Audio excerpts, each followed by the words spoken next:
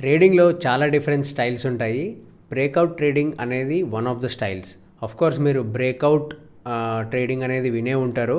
So ఈరోజు మన వీడియోలో బ్రేక్అవుట్ అంటే ఏంటి అండ్ బ్రేక్అవుట్స్ని ఎలా ట్రేడ్ చేయాలి అండ్ బ్రేక్అవుట్ ట్రేడింగ్లో చూసుకోవాల్సిన ఇంపార్టెంట్ పాయింట్స్ ఏంటి, ఇవన్నీ ఎగ్జాంపుల్స్తో క్లియర్గా ఎక్స్ప్లెయిన్ చేస్తాను.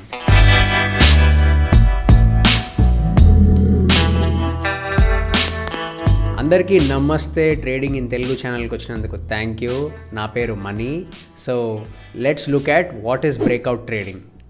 సో మన టాపిక్స్ వచ్చేసి ఈరోజు బ్రేక్అవుట్ డెఫినేషన్ అండ్ టైప్స్, బ్రేక్అవుట్ని ఎలా ట్రేడ్ చేయాలి, బ్రేక్అవుట్ ట్రేడింగ్ యొక్క ఐడియాస్ ఏంటి అండ్ వాటిని ఎంట్రీస్ కానీ ఎగ్జిట్స్ కానీ ఎలా ప్లాన్ చేయాలి, ఇన్వెస్టింగ్ అయినా ట్రేడింగ్ అయినా, అండ్ ఆల్సో బ్రేక్అవుట్ ట్రేడింగ్లో ఉన్న డిఫికల్టీస్ ఆర్ లిమిటేషన్స్ ఏంటి, అండ్ ఫైనలీ బ్రేక్అవుట్ ట్రేడింగ్కి కావాల్సిన మైండ్ సెట్ ఏంటి అండ్ వాటిలో మైండ్ సెట్ ఎందుకు అంత ఇంపార్టెంట్ అనేది చూద్దాం. బ్రేక్అవుట్ డెఫినేషన్ ఏంటో చూద్దాము and different types of breakouts ఏంటో చూద్దాం. డెఫినేషన్కి వస్తే బ్రేక్అవుట్ అంటే ప్రైజ్ ఒక ప్రీవియస్ రేంజ్ని కానీ ఒక ప్రీవియస్ ప్రైజ్ని కానీ బ్రేక్అవుట్ చేస్తే, అంటే దాటి వెళితే దాన్ని మనం బ్రేక్అవుట్స్ అంటాం. ఫర్ ఎగ్జాంపుల్ మీకు ఇక్కడ సపోర్ట్ రెసిస్టెన్స్ని చూపిస్తున్నాను. సపోర్ట్ రెసిస్టెన్స్ అంటే ఏంటో మీకు చెప్పాను ప్రీవియస్ వీడియోస్లో. సపోర్ట్ అంటే ప్రైస్ అక్కడికి వచ్చి పెరగడం జరుగుతుంది అండ్ రెసిస్టెన్స్ అంటే ప్రైస్ అక్కడికి వచ్చి తగ్గిపోవడం కానీ జరుగుతుంది. కానీ ప్రతిసారి అలాగే జరగదు. ప్రైజెస్ అప్పుడప్పుడు ఆ లెవెల్స్ని దాటి కిందికి వెళ్ళడం, అంటే సపోర్ట్ నుంచి ఇంకా కిందికి పడడం కూడా జరుగుతుంది అండ్ రెసిస్టెన్స్ నుంచి పైకి వెళ్ళడం కూడా జరుగుతుంది. సో ఎప్పుడైతే ప్రైజెస్ ఆ సపోర్ట్ని దాటి కిందికి వెళ్ళడం కానీ ఆర్ రెసిస్టెన్స్ని దాటి పైకి వెళ్తే దాన్ని బ్రేక్అవుట్ అంటారు. సో ఇక్కడ మీరు ఈ ఎగ్జాంపుల్లో సపోర్ట్ని దాటి ప్రైస్ కిందికి పడింది. Okay, so this is called a breakout. Okay, so అలాగే రెసిస్టెన్స్ని దాటి పైకి వెళ్తే కూడా బ్రేక్అవుట్ అని అంటారు. ఇప్పుడు సపోర్ట్ రెసిస్టెన్సే కాకుండా బ్రేక్అవుట్స్ చార్ట్ ప్యాటర్న్స్లో కూడా ఉండొచ్చు. సో ఫస్ట్ టైప్ వచ్చేసి సపోర్ట్ రెసిస్టెన్స్ బ్రేక్అవుట్, అలాగే చార్ట్ ప్యాటర్న్స్లో కూడా ఉండొచ్చు. చార్ట్ ప్యాటర్న్స్లో మీకు ఎగ్జాంపుల్ చూపిస్తాను. ఈ ఎగ్జాంపుల్లో నాకు క్లియర్గా ఇక్కడ ఒక చార్ట్ ప్యాటర్న్ కనిపిస్తుంది. ఫస్ట్ ఆ ప్యాటర్న్ ఏంటో చూపిస్తాను మీకు. ఇది ఫ్లాగ్ ప్యాటర్న్ అంటారు. ఇది నేను మంత్లీ చార్ట్లో గీస్తున్నాను. ఈ ఫ్లాగ్ ప్యాటర్న్లో ఏంటంటే ప్రైస్ ఎప్పుడైనా ఈ స్లాంటెడ్ లైన్ దాటుతుందో అప్పుడు దాన్ని బ్రేక్అవుట్ అని అంటాం. So this is called flag pattern breakout. Price ఈ ఫ్లాగ్ ప్యాటర్న్లో బ్రేక్అవుట్ జరుగుతుంది అంటే ఇక్కడ ప్రైస్ ఎప్పుడైతే ఈ ప్యాటర్న్ దాటి, అంటే ఈ ట్రెండ్ లైన్ దాటి బయటికి వెళ్ళిందో దీన్ని ఫ్లాగ్ ప్యాటర్న్ బ్రేక్అవుట్ అంటారు. అలాగే మీరు సెవరల్ ప్యాటర్న్స్ యొక్క బ్రేక్అవుట్స్ మీకు కనిపిస్తూ ఉంటాయి. సో బ్రేక్అవుట్ అంటే ప్రైస్ ఒక లెవెల్ని దాటి పైకి కానీ కిందికి వెళ్ళడం కానీ బ్రేక్అవుట్స్ అని అంటారు. సో సింపుల్గా సపోర్ట్ రెసిస్టెన్స్లోనేమో రెసిస్టెన్స్ని దాటితే బ్రేక్అవుట్ అంటారు, ఆర్ సపోర్ట్ని నుంచి ఇంకా కింద పడితే కూడా బ్రేక్అవుట్ అంటారు. చార్ట్ ప్యాటర్న్స్ నేను ఎగ్జాంపుల్ చెప్పాను. నెక్స్ట్ టైప్ వచ్చేసి పివట్ హై పివట్లో. పివట్ హై పివట్లో అంటే ఇప్పుడు లెటెస్ట్ స్టాక్ ఇలా మూవ్ అవుతుంది అనుకోండి. సో ఇప్పుడు ఇక్కడ ఇలా మూవ్ అయ్యి ఇక్కడ కింద పడింది. సో నేను దీన్ని పివట్ హై అనుకుంటాను. అండ్ అలాగే మళ్ళీ పైకి వెళ్ళింది. సో దీన్ని పివట్ లో అనుకుంటాను. ఇప్పుడు ఈ పివట్ హైని క్లియర్ చేస్తే, అంటే ఈ హైని క్లియర్ చేస్తే ఇక్కడ నేను బ్రేక్అవుట్ అంటాను. అలాగే స్టాక్ ఒకవేళ ఒక పివట్ లో కిందికి వెళ్ళింది అనుకోండి. ఇప్పుడు ఇక్కడ ఒక పివట్ లో ఫామ్ అయింది. ఈ పివట్ లో ఫామ్ అయ్యాక కూడా స్టాక్ ఇక్కడ నుంచి మళ్ళీ ఇక్కడ పడింది అనుకోండి. సో దీన్ని కూడా మనం బ్రేక్అవుట్ అంటాము. సో పివట్ హై పివట్లో బ్రేక్అవుట్స్ ఉండొచ్చు, మీకు ఇందాక చూపించినట్టు చార్ట్ ప్యాటర్న్ బ్రేక్అవుట్స్ ఉండొచ్చు, అలాగే సపోర్ట్ రెసిస్టెన్స్ యొక్క బ్రేక్అవుట్స్ కూడా ఉండొచ్చు. ఇవి టైప్స్ ఆఫ్ బ్రేక్అవుట్స్. సో ఇప్పుడు ఈ బ్రేక్అవుట్ ట్రేడింగ్ ఎలా చేయాలో చూద్దాము.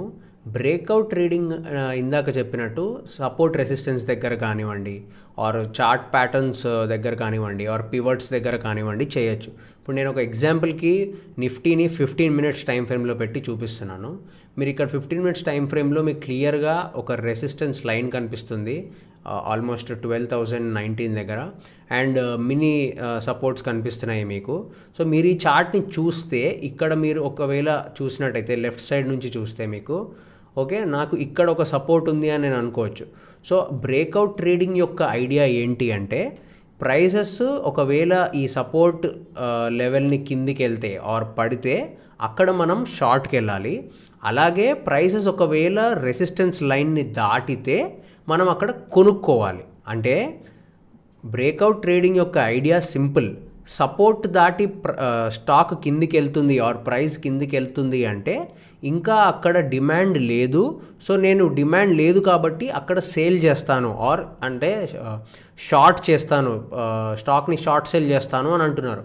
సో బ్రేక్అవుట్ ట్రేడింగ్ యొక్క ఐడియా ఏంటంటే ప్రైజెస్ ఆ లెవెల్ దాటాయి, సో ఇంకా కిందికి వెళ్తాయి because there is lack of demand. Support కంటే కిందికి వెళ్తుంది అంటే ల్యాక్ ఆఫ్ డిమాండ్ అన్నట్టు.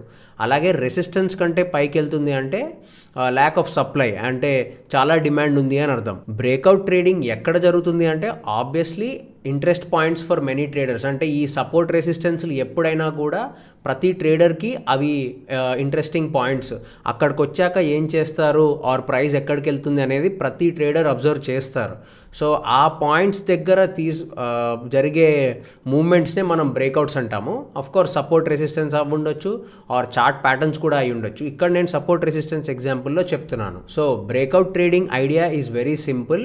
It is by high and cell higher. అంటే ఇక్కడ ఈ ఎగ్జాంపుల్లో 12,018 వరకు ప్రైస్ వచ్చి పడింది. So next time if the price is going up, ఇక్కడ వరకు ప్రైస్ వచ్చింది అంటే చాలా డిమాండ్ ఉన్నట్టు అండ్ అక్కడ మనం కొనుక్కోవాలి. ఎప్పుడు 12,018 దాటాక మనం కొనుక్కోవడాన్ని బ్రేక్అవుట్ ట్రేడింగ్ అంటారు. సో ఈ స్టైల్లో ఐడియా ఏంటంటే ఒక పెరిగే stock clear levels, resistance levels దాటింది అంటే ఇంకా పెరుగుతుంది అనే అజంప్షనే ఈ style breakout trading. So breakout trading ప్రకారంగా చూసుకుంటే రెసిస్టెన్స్ని దాటినప్పుడు స్టాక్ని కొనాలి, సపోర్ట్ని దాటి స్టాక్ పడినప్పుడు అమ్మాలి. So by low cell high అనే కాన్సెప్ట్ నార్మల్గా యూజ్ చేస్తారు. బై హై అంటే రెసిస్టెన్స్ వరకు ఆల్రెడీ స్టాక్ వచ్చింది, అంటే కింది నుంచి పెరుగుతూ వచ్చింది, ఇప్పుడు పెరిగాక ఇంకా పైకి వెళ్తుంటే అప్పుడు మనం కొనుక్కుంటున్నాం. So buy high obviously profits కోసం చేస్తాం కాబట్టి sell higher is breakout trading's concept. And sell low buy lower అంటే సింపుల్, స్టాక్ సపోర్ట్కి వచ్చినప్పుడు పడుతుంటే ఆఫ్కోర్స్ షార్ట్ చేస్తాం కాబట్టి సెల్లో.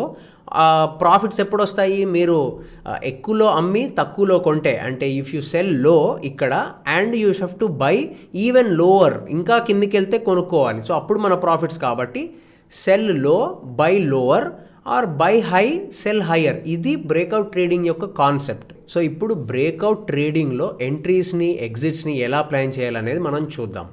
నేను ఇక్కడ 15 minutes టైం ఫ్రేమ్ని ఎగ్జాంపుల్గా తీసుకుంటున్నాను, నిఫ్టీ చార్ట్.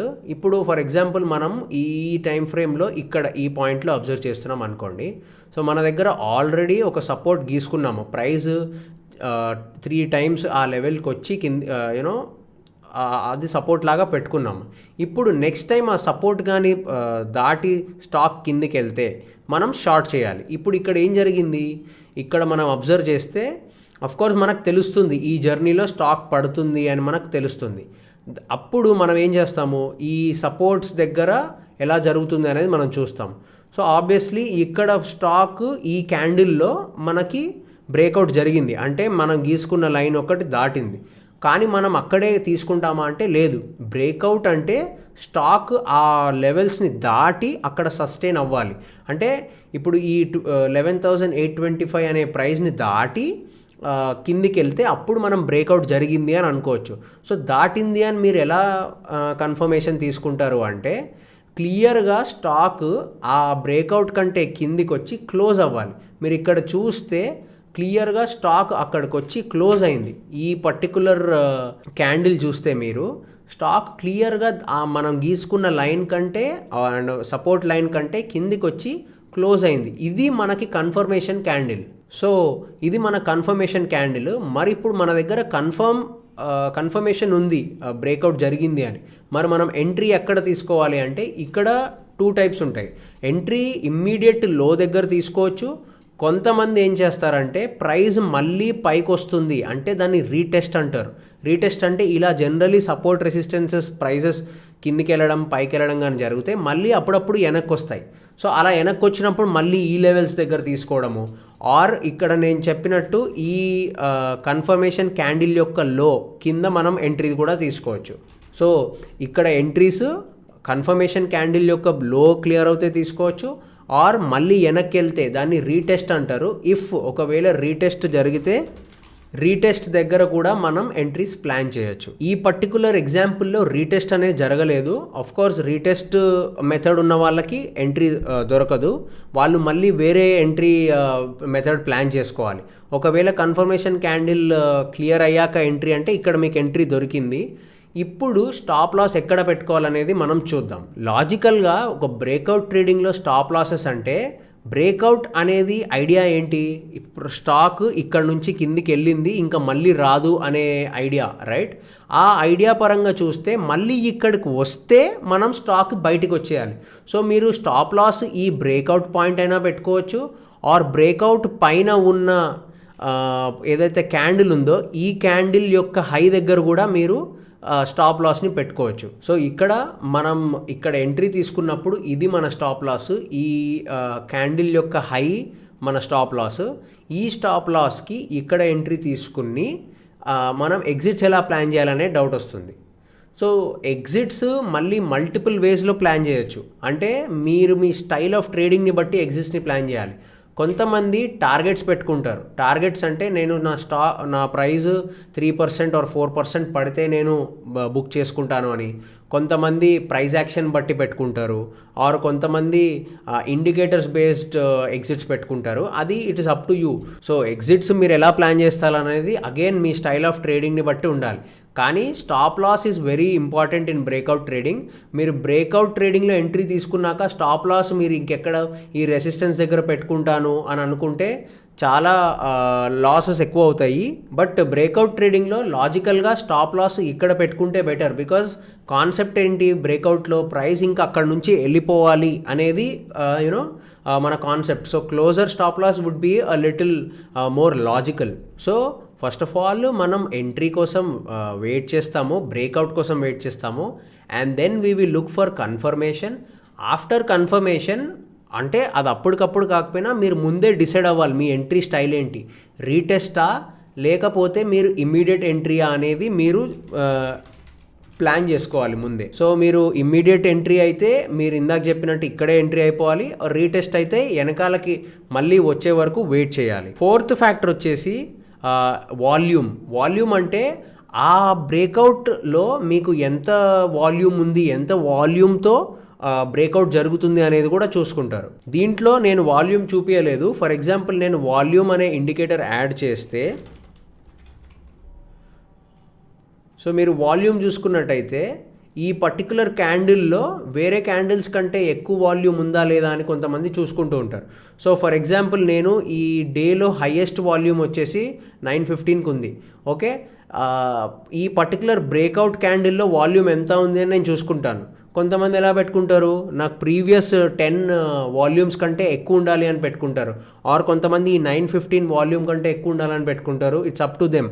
బట్ ఓవరాల్గా ఏంటంటే వాల్యూమ్ కంప్లీట్గా తక్కువ ఉండకూడదు, మినిమం వాల్యూమ్ ఉంటే that is more confirming that it is a pure breakout అని. సో బ్రేక్అవుట్స్ ఎప్పుడు పనిచేస్తాయంటే ఆబ్వియస్లీ ఏ స్టైల్ అయినా ప్రతిసారి పనిచేయదు. ఇప్పుడు నేను అదే సపోర్ట్ లైన్ని ఎక్స్టెండ్ చేస్తే నాకు ఇక్కడ మళ్ళీ ఒక ఫాల్స్ బ్రేక్అవుట్ వచ్చింది. ఫాల్స్ బ్రేక్అవుట్ అంటే ఏంటంటే ప్రైస్ సపోర్ట్ కంటే కిందికి వెళ్తుంది, కన్ఫర్మేషన్ కూడా ఇస్తుంది, అండ్ కన్ఫర్మేషన్ ఇచ్చాక మన ఆపోజిట్ డైరెక్షన్లో వెళ్తుంది. ఇది common, very common. False breakout అనేది వెరీ కామన్. సో క్లియర్గా చూడండి, ఫాల్స్ బ్రేక్అవుట్లో మన కన్ఫర్మేషన్ తీసుకున్నాక వచ్చిన ఎంట్రీ పాయింట్ వచ్చింది. ఆ ఎంట్రీ పాయింట్లో నేను ఎంట్రీ తీసుకున్నాక కూడా క్లియర్గా నా స్టాప్ లాస్ హిట్ అయిపోయింది. సో ఇలా ఫాల్స్ బ్రేక్అవుట్స్ చాలా వస్తూ ఉంటాయి స్టాక్ మార్కెట్లో. కాకపోతే ఏంటంటే బ్రేక్అవుట్స్కి క్లోజర్ స్టాప్ లాస్ ఉండాలి, అండ్ క్లోజర్ స్టాప్ లాసెస్తో మీ లాసెస్ చిన్నగా ఉంటాయి. అండ్ బ్రేక్అవుట్ ఒకవేళ కన్ఫర్మేషన్ ఇచ్చాక ఎంట్రీ తీసుకున్నాక మన డైరెక్షన్లో వెళ్తే బ్రేక్అవుట్ స్ట్రాంగ్గా కూడా ఉండి పెద్ద ప్రాఫిట్స్ కూడా వచ్చే ఛాన్స్ ఉంటుంది. అండ్ అలా పెద్ద ప్రాఫిట్స్ వస్తాయి చిన్న స్టాప్ లాసెస్తోనే బ్రేక్అవుట్స్ ప్లాన్ చేస్తారు ఎప్పుడైనా కూడా. ఇప్పుడు ఇన్వెస్టింగ్లో బ్రేక్అవుట్స్ ఎలా ఉంటాయని ఒకసారి చూద్దాము. మేము మీకు ఒక స్టాక్ ఓపెన్ చేసి చూపిస్తాను. Any stock, for example Reliance చూద్దాము. సో రిలయన్స్ మనం ఆఫ్కోర్స్ ఇన్వెస్టింగ్ కాబట్టి మనం వీక్లీ టైం ఫ్రేమ్ పెట్టాలి. ఇప్పుడు వీక్లీ టైం ఫ్రేమ్లో రిలయన్స్ బ్రేక్అవుట్స్ ఎలా ఉన్నాయో చూద్దాం. ఇప్పుడు బ్రేక్అవుట్స్ ఇక్కడ క్లియర్ కట్గా మనం you can choose your style, support resistance అన్న తీసుకోవచ్చు. నేను ఫర్ ఎగ్జాంపుల్ నేను ఇక్కడ చార్ట్ క్లియర్గా ఒక చార్ట్ ప్యాటర్న్ లాగా కనిపిస్తుంది. సో చార్ట్ ప్యాటర్న్ ఇక్కడ చూస్తే వీక్లీ టైం ఫ్రేమ్లో ఇక్కడ ఈ బ్రేక్అవుట్ దగ్గర నేను ట్రేడ్ తీసుకోవచ్చు అని అనుకోవచ్చు. రైట్. ఇక్కడ ఒక క్లియర్ కట్గా బ్రేక్అవుట్ ఉంది. ఓకే, ఇది you can call this as a breakout because క్లియర్గా అబ్జర్వ్ చేయండి, మన ప్యాటర్న్ ఫ్లాగ్ ప్యాటర్న్లో ఈ ట్రెండ్ లైన్ కంటే పైన క్లోజ్ అయ్యింది అండ్ క్లోజ్ అయ్యాక స్టాక్ కొంతవరకు పైకి వెళ్ళింది. అఫ్కోర్స్ సస్టైన్ అవ్వలేదు, ఫాల్స్ బ్రేక్అవుట్ కూడా అయ్యి ఉండొచ్చు మీ ప్లాన్ ప్రకారంగా. స్టాప్ లాస్ ఎక్కడ పెట్టుకుంటారో అన్న దాన్ని బట్టి. కాకపోతే ఏంటంటే బ్రేక్అవుట్స్ క్లియర్గా ఇన్వెస్టింగ్లో ఇన్వెస్ట్ చేయడానికి కాకపోయినా ప్రైస్ మూమెంట్స్ ఎలా ఉన్నాయి, ఒక ప్యాటర్న్ కానీ ఒక చాలా ఓల్డ్ సపోర్ట్ రెసిస్టెన్స్ కానీ బ్రేక్అవుట్ అయిందా అనేది మీరు క్లియర్గా చూసుకోవచ్చు. సో ఇక్కడ ఇదే రిలయన్స్ ఎగ్జాంపుల్లో నేను ఈ ప్యాటర్న్ని ఇలా కాకుండా ఇలా నేను గీస్తే ఇక్కడ కూడా నాకు ఒక ఫాల్స్ బ్రేక్అవుట్ ఉంది, ఆర్ ఇలా గీస్తే ఇక్కడ ఒక బ్రేక్అవుట్ జరిగింది అండ్ ఆ బ్రేక్అవుట్ క్లియర్ కట్గా పైకి వెళ్ళింది. ఇప్పుడు అది ఫ్లాగ్ ప్యాటర్నే కాకుండా మీరు ఆఫ్కోర్స్ సపోర్ట్ రెసిస్టెన్స్ లాగా కూడా చూడొచ్చు. ఇది ఒక రెసిస్టెన్స్ లైన్ అనుకోండి అండ్ మీకు ఇదే సపోర్ట్ లైన్ అనుకోండి ఇక్కడ. సో ఈ సపోర్ట్ లైన్ని బ్రేక్అవుట్ చేసి పైకి వెళ్ళింది అని కూడా చూడొచ్చు. So anything is a breakout. కాకపోతే ఏంటంటే మీరు మీ స్టైల్లోనే ఒక స్టైల్ని ఫిక్స్ అయ్యి అలా ట్రేడ్ చేసుకుంటే బ్రేక్అవుట్ పరంగా మీకు అర్థమవుతుంది, ఓకే స్టాక్ పైకి వెళ్తుంది, ఇంకా డిమాండ్ ఉంది అని. సో ఇన్వెస్ట్మెంట్స్లో బ్రేక్అవుట్స్ని ప్లాన్ చేయడం అంటే మీరు సింపుల్, వెరీ సింపుల్. ఇక్కడ ఈ ఎగ్జాంపుల్లో ఇయర్స్ తరబడి ప్రైస్ ఈ మూమెంట్ ఈ రేంజ్లోనే మూవ్ అయింది. ఈ రేంజ్ దాటి పైకి వెళ్తుందంటే క్లియర్ కట్గా డిమాండ్ ఉన్నట్టు. సో మీరు ఇక్కడ కొనుక్కోవడం కూడా చేయొచ్చు. కోర్స్ ఇన్వెస్టింగ్లో జనరలీ బై లో సెల్ హైలు చేస్తూ ఉంటారు. It depends on your style. ఇన్వెస్టింగ్కి కూడా బ్రేక్అవుట్ ట్రేడింగ్ యూజ్ చేయొచ్చు. ఇప్పుడు బ్రేక్అవుట్ ట్రేడింగ్లో లిమిటేషన్స్ ఏంటో చూద్దాము. Limitations, first limitation is by cheap mind set will not work. అంటే జనాలు చీప్లో ఉండేది కొనుక్కుందాము అనే మైండ్ సెట్తో ఉంటారు, విచ్ ఇస్ న్యాచురల్. ఆ మైండ్ సెట్ ఉన్న వాళ్ళకి బ్రేక్అవుట్ ట్రేడింగ్ సెట్ అవ్వదు. ఫర్ ఎగ్జాంపుల్ ఇప్పుడు ఇక్కడ చూడండి, ప్రైస్ ఇక్కడ నుంచి పడుతుంది, ఓకే ఆల్రెడీ ఇంత పడింది, ఇంకెంత పడుతుంది అనే మైండ్ సెట్ జనరలీ ఉంటుంది, ఆర్ ఇంత పడింది ఇంకా పెరుగుతుంది అనే మైండ్ సెట్ ఉంటుంది. సో ఇక్కడికి వచ్చి కొనుక్కుంటారు. సో ఆఫ్ కోర్స్ మార్కెట్లో for every trade there is always 2 directions. So అలాగా మీరు మీ మైండ్ సెట్ ప్రకారంగా ఇక్కడికి వస్తే ఇంకా పెరుగుతుంది అనే మైండ్ సెట్ ఉన్నప్పుడు మీకు బ్రేక్అవుట్ ట్రేడింగ్ సెట్ అవ్వదు. సో బ్రేక్అవుట్ ట్రేడింగ్కి క్లియర్ కట్ మైండ్ సెట్ ఉండాలి దట్ నా సపోర్ట్ కంటే కిందికి వెళ్తే నేను అమ్ముతాను, ఆ రెసిస్టెన్స్ కంటే పైకి వెళ్తే నేను కొనుక్కుంటాను అనే క్లియర్ కట్ మైండ్ సెట్ ఉండాలి. సెకండ్ థింగ్ వోలటైలిటీ అంటే ఏంటంటే సింపుల్, ఈ సపోర్ట్ రెసిస్టెన్స్ దగ్గర చాలామంది ట్రేడర్స్ యాక్టివ్ ఉంటారని నేను ఇందాక చెప్పాను. సో ఇవి చాలా అబ్జర్వ్డ్ ప్రైజెస్ కాబట్టి ఆ ప్రైజెస్కి ఆర్డర్స్ చాలా డిఫరెంట్ ప్రైజెస్కి పెడతారు అండ్ ఆ ఆర్డర్స్ వల్ల వోలటైలిటీ చాలా పెరుగుతుంది. ఆ వోలటైలిటీ పెరిగినప్పుడు మనకి మన ప్రైజెస్ దొరకవు. అంటే ఫర్ ఎగ్జాంపుల్ మీరు ఇది 11,826 కనిపిస్తుంది, మీరు ఇక్కడ షార్ట్ చేశారనుకోండి, మీకు 826కే దొరకకపోవచ్చు, 824కో 820కో కూడా దొరకవచ్చు. That is depending on the market volatility. కానీ జనరల్గా బ్రేక్అవుట్ పాయింట్స్ దగ్గర ఎప్పుడైనా మార్కెట్ బాగా వోలటైల్గా ఉంటుంది. సో ఈ పాయింట్స్ దగ్గరకు వచ్చేసరికి ప్రైస్ చాలా ర్యాపిడ్గా మూవ్ అవుతుంది అనమాట.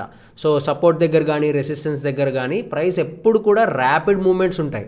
ఆ ర్యాపిడ్ మూమెంట్స్ వల్ల మీరు మీ ఆర్డర్ ఎగ్జిక్యూట్ చేయడం కష్టమవుతుంది. So that is also a limitation for breakout trading. Third limitation వచ్చేసి defining your levels and patterns could be subjective. అంటే కొంతమంది బ్రేక్అవుట్ క్లియర్ కట్గా అది బ్రేక్అవుట్ కాకపోయినా వాళ్ళ ఓన్ పరంగా దాన్ని బ్రేక్అవుట్ ట్రేడింగ్ అని చేస్తూ ఉంటారు. There is nothing wrong or right. వాళ్ళు ఒక మెథడ్ అనుకొని ఆ మెథడ్కి ఫిక్స్ అవుతే నో ప్రాబ్లం. కానీ ఫిక్స్ అవ్వకుండా ప్రతి చిన్న ప్రైజ్ని ఇప్పుడు ఇక్కడ ఇది నేను 15 minutes టైం ఫ్రేమ్లో చూస్తూ నేను ఇక్కడ ప్రైస్ కిందికి వెళ్ళింది సో నేను దీన్ని బ్రేక్అవుట్ అంటాను అంటే no, this is not a breakout because when I compare it to my support resistance, నేను సపోర్ట్ రెసిస్టెన్స్ ట్రేడర్ అయితే ఇది నాకు బ్రేక్అవుట్ కాదు. సో అలాగా ఇష్టం అంటే లైక్ మీ లెవెల్స్ కాకుండా వేరే లెవెల్స్ని బ్రేక్అవుట్ అనుకొని ట్రేడ్ చేయడము ఇలాంటివి ఫ్రీక్వెంట్గా జనరల్ చేస్తారు. So that is also limitation for breakout levels. So topics discuss చేసినప్పుడు చెప్పాను బ్రేక్అవుట్ ట్రేడింగ్కి mind set is very important అని.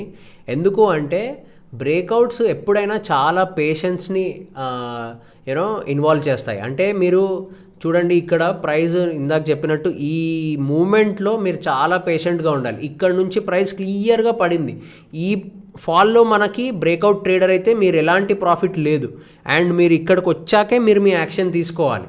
సో బ్రేక్అవుట్ ట్రేడింగ్లో చాలా పేషెన్స్ ఉండాలి అండ్ ఆఫ్ కోర్స్ ఈ ప్రైస్ మూమెంట్స్లో కూడా చాలా పేషెన్స్ ఉండాలి. ఎందుకంటే మీరు ఇక్కడ ఏది క్లియర్గా బ్రేక్అవుట్ మీకు కనిపించట్లేదు మీ లెవెల్స్ పరంగా.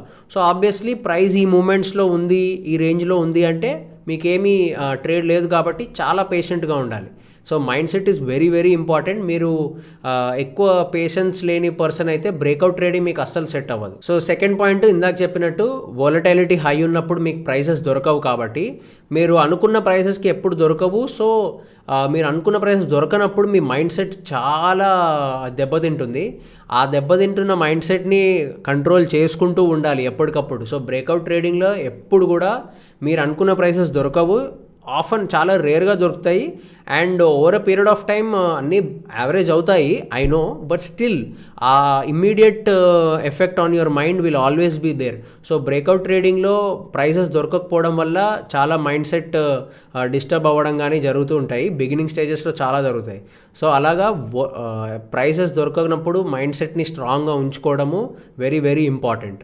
థర్డ్ పాయింట్ వచ్చేసి మైండ్ సెట్లో బ్రేక్అవుట్ ట్రేడింగ్లో ఎప్పుడు కూడా విన్నింగ్ పర్సంటేజెస్ ఎక్కువ ఉండవు. మీరు బ్రేక్అవుట్ ట్రేడింగ్ని ఎంచుకున్నప్పుడు చాలా ఫాల్స్ బ్రేక్అవుట్స్ వస్తాయి.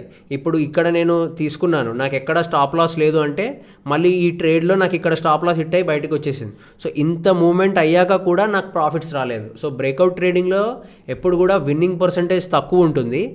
అండ్ కానీ మీరు ఎగ్జిట్స్ని ఎలా ప్లాన్ చేయాలి అంటే మీకు వస్తే ప్రాఫిట్స్ ఎక్కువ వచ్చేలాగా ప్లాన్ చేయాలి. సో బ్రేక్అవుట్ ట్రేడింగ్లో ఎప్పుడు కూడా విన్నింగ్ పర్సంటేజెస్ తక్కువ ఉంటాయి, కానీ మీ రిస్క్ రివార్డ్ ఏదైతే ఉంటుందో అది ఎక్కువ పెట్టుకునేటట్టు చూసుకోవాలి.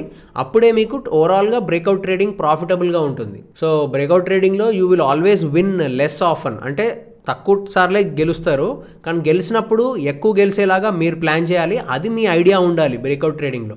కాకపోతే ఈ స్టైల్ ఆఫ్ ట్రేడింగ్కి చాలా కష్టం. అది మీ మైండ్కి it's very very difficult. Because మీరు 10 ట్రేడ్స్లో లెటెస్ట్ 6 ట్రేడ్స్ 7 ట్రేడ్స్ ఓడిపోయారు అనుకోండి, మీ విన్నింగ్ పర్సంటేజ్ ఓన్లీ 30%.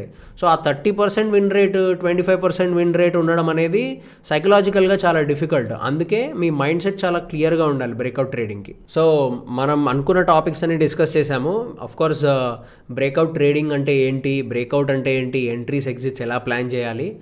కోర్స్ నేను ప్రతి స్టైల్లో ఎంట్రీస్ ఎగ్జిట్స్ చెప్పలేను, ఎందుకంటే అది చాలా పెద్ద వీడియో అయిపోతుంది. ఓవరాల్ ఐడియా వచ్చింది కదా మీకు. మీరు మీ ఓన్ టైం ఫ్రేమ్లో, నేను 15 మినిట్స్లో చెప్పాను, మీరు 5 మినిట్స్లో 10 మినిట్స్లో మీరు మీ బ్రేక్అవుట్ ట్రేడింగ్ని ప్లాన్ చేసుకోవచ్చు. ఇన్వెస్టింగ్కి కూడా మీరు బ్రేక్అవుట్స్ని అబ్జర్వ్ చేయొచ్చు. మంత్లీ చార్ట్స్లో బ్రేక్అవుట్స్ వచ్చాయి అంటే ఇన్వెస్టింగ్లో ఏదైనా స్టాక్లో జనరల్లీ మంత్లీ చార్ట్స్లో బ్రేక్అవుట్స్ చాలా స్ట్రాంగ్ ఉంటాయి. అలా మంత్లీ చార్ట్స్లో బ్రేక్అవుట్స్ ఏమైనా వస్తున్నాయని చూసుకోండి ఇన్వెస్టింగ్లో. అండ్ లిమిటేషన్స్ డిస్కస్ చేశాను. Importance of mind set is very very important breakout trading. So ఇవన్నీ మీరు మైండ్లో పెట్టుకొని ట్రేడింగ్ చేస్తారని నేను అనుకుంటున్నాను. Thank you so much for watching this video. I will see you in the next one.